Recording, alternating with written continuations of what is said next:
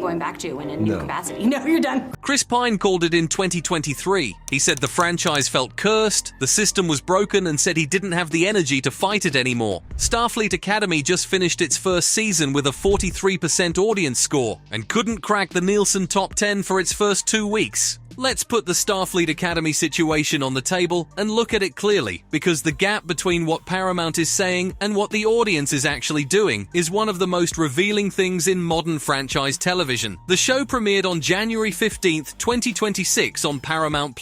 Critics gave it 88% on Rotten Tomatoes, certified fresh, glowing reviews, Collider handing out 9 out of 10 scores and calling it the best example of what Star Trek can and should be doing in the modern era. Meanwhile, real human beings watching the show gave it a 37% audience score on opening weekend, which eventually climbed to 43% by mid-season and settled around 42% after the finale. That is not a gap, that is a canyon, a 46-point canyon between what professional critics said and what the fanbase felt, and those fans were not subtle about why. The IMDb score dropped to 4.8 within the first 48 hours of premiere. Fan reviews called it a group therapy session in a Starfleet uniform.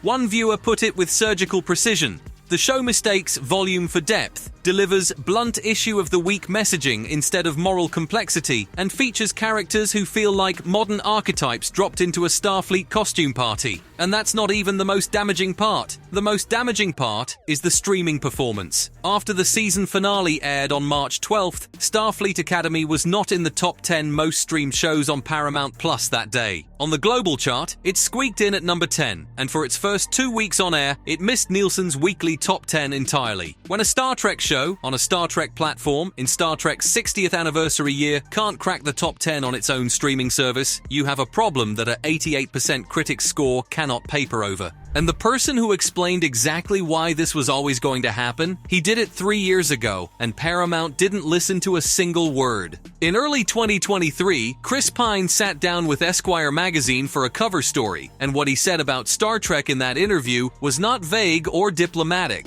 It was a precise, point-by-point diagnosis of exactly what was wrong with how Paramount was managing the franchise, delivered calmly, with the quiet exhaustion of a man who had been watching the same mistakes repeat on a loop for 7 years. He started with the most fundamental problem, the studio's obsession with Marvel-level box office numbers. "I'm not sure Star Trek was ever built to do that kind of business," he told Esquire. "I always thought, why aren't we just appealing to this really rabid fan group and making the movie for a good price and going on our merry way, instead of trying to compete with the Marvels of the world? That is not a complicated idea. That is basic franchise mathematics. Know your audience, build for them, price the product accordingly, and stop measuring your success against a completely different genre made by a completely different studio for a completely different kind of audience." Paramount heard that argument and then proceeded to ignore it entirely while building a streaming show specifically designed to chase a new demographic that never showed up in the numbers. And then he went further.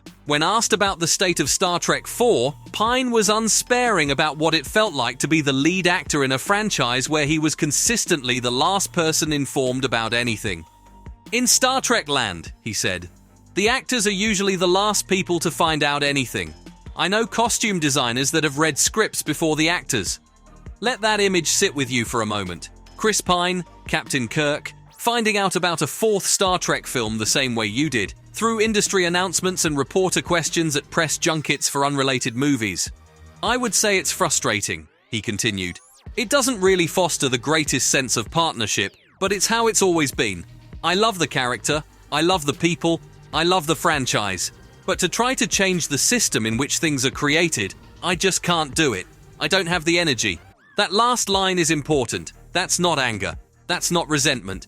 That is the sound of a man who genuinely cared, genuinely tried, hit the same wall so many times that the caring itself became exhausting. And then he said the quiet part loud. Asked to summarize the state of the franchise he had headlined for nearly 15 years, Pine didn't reach for corporate language or careful hedging. He called it what it was. It just feels like it's cursed. Cursed. That word landed in the press, and people reported it as a colorful quote from a frustrated actor. But go back and read the full context, and it's not colorful at all. It's a clinical observation. The franchise had chewed through directors like S.J. Clarkson, Noah Hawley, Quentin Tarantino, and Matt Shakman without shooting a single frame of a 4th film. It had announced Pine's return to investors before telling Pine about it. It had made decisions at every level, creative, financial, strategic, without treating its own lead cast as partners in those decisions. And now, 3 years after that Esquire interview, the streaming side of the franchise that was supposed to compensate for the film's paralysis has delivered exactly the kind of product Pine was warning against. A show chasing a demographic it never captured, sitting at 42% with the actual fan base, and barely making a dent in its own platform's top 10.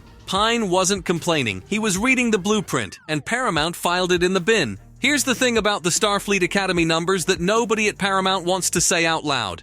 The signs were there from the moment the show's concept was announced. A YA drama set in the 32nd century, following a new class of cadets, deliberately distancing itself from every character and timeline that the existing fanbase had built decades of investment in. They'd watched Picard Season 1 stumble badly before recovering. Each time, the pattern was identical. Build for an audience that doesn't exist yet. Lose the audience that already does. Look confused at the metrics. Move on. Starfleet Academy ran the exact same play, and it got the exact same result. And the people who were supposed to be watching Starfleet Academy, the young, fresh audience Paramount was targeting, did not show up in the top 10. The people who did tune in were largely the same Star Trek fanbase that had been around for decades, and they gave it a 4.8 on IMDb and a 42% on Rotten Tomatoes. Because that fanbase is not impossible to please, Pine made this point explicitly and repeatedly. They are a rabid fan group, in his exact words. They show up. They are loyal to a fault. They defended Voyager when critics dismissed it. They kept Deep Space Nine alive through years of network indifference. They are the most reliable audience in science fiction television, and Paramount has spent the better part of a decade treating them like an obstacle between the franchise and some imaginary casual viewer who was never going to subscribe to Paramount Plus for Star Trek anyway. Chris Pine said it. He said the answer was simple. Make the film at a sensible budget. Appeal to the people who already love this. Stop trying to be Marvel. And the same logic applies directly to the streaming side. Stop trying to turn Star Trek into something it isn't built to be. Stop engineering emotional beats for TikTok clips instead of earning them through storytelling. And stop treating a 53-year-old franchise's identity as infinitely flexible just because you need a different demographic slide in a boardroom presentation. Starfleet Academy failed because it ignored every one of those lessons, and the audience score says so in the bluntest possible terms.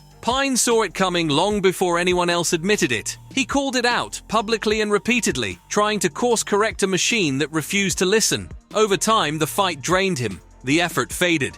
And now, exactly where he warned we'd end up, here we are, watching it unfold in real time.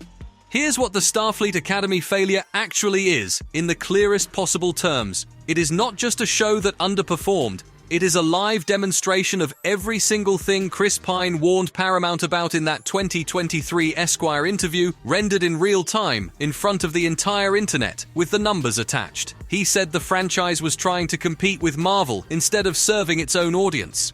Starfleet Academy chased a new demographic and missed the top 10 on its own platform. He said the system didn't foster partnership with its own cast. The show was built entirely around new characters in a new century, with no connection to the timeline or the cast that the core fanbase actually cared about. He said the franchise felt cursed. It premiered to a 37% audience score and finished at 42%, with critics and fans 46 points apart, which is not a discourse gap. It's a structural disconnect between what the show was designed to be and what its actual audience needed it to be. And at Sundance in January 2026, when a reporter asked Pine what advice he had for Paramount's new leadership, the people now charged with rebuilding the very franchise he once headlined, he gave 11 words. Have fun, good luck, live long and prosper. Have fun, good luck, live long and prosper. He didn't explain it, he didn't elaborate, he just said it, picked up his career, and walked back into a completely different kind of work. Because here's the thing about Chris Pine and Star Trek that gets missed in every version of this story. He didn't leave because he was angry. He didn't leave because the money wasn't right. He left because he understood something Paramount still hasn't learned, that a franchise built on intelligence, exploration, and the belief that humanity's best days are ahead of it cannot survive being managed by people who treat its audience as a variable to be optimized rather than a relationship to be honored. Starfleet Academy is what happens when you stop listening to the people who love what you've built. Chris Pine told you that 3 years ago, he just ran out of ways to say it.